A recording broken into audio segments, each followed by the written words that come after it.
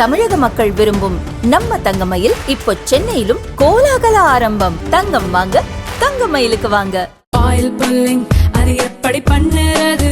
காலையில் எழுந்ததும் எதுவும் சாப்பிடாமல் இதயம் வளர்த்தை வாயில ஊத்தி நல்லா கொப்பளிக்கணும், அப்புறம் அதை துப்பிடணும். இதுதான் ஆயில் புல்லிங்.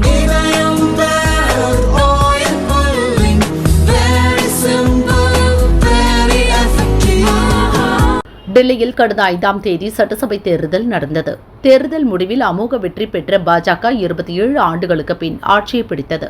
அரசியலில் எப்போதும் புதுமையை விரும்பும் பாஜக டெல்லி முதல்வராக ஷாலிமர் பாக் தொகுதி பெண் பாஜக எம்எல்ஏ ரேகா குப்தாவை தேர்வு செய்தது. சுஷ்மா சுவராஜ், ஷீலா தீட்சித், அதிஷியை தொடர்ந்து டெல்லியின் 4வது பெண் முதல்வராக ரேகா குப்தா பொறுப்பேற்றுள்ளார். முதல்வராக பதவியேற்ற பின் ரேகா குப்தா தன் சக அமைச்சர்களுடன் டெல்லி யமுனை நதிக்கரைக்கு சென்றார். காசியில் கங்கை நதிக்கு ஆரத்தி எடுப்பது போல் யமுனைக்கும் ஆரத்தி நடத்தினார் ரேகா.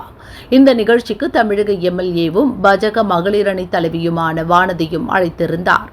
பாஜக தேசிய தலைவர் நட்டா நீங்களும் இந்த நிகழ்ச்சியில் பங்கேற்க வேண்டும் என வானதியிடம் சொன்னாராம். ரேகாவுடன் வானதி ஆங்கிலத்திலேயே பேசினார். சக அமைச்சர்கள், பாஜக தொண்டர்கள் அனைவரும் இந்தியில் பேசிக் கொண்டிருந்தனர்.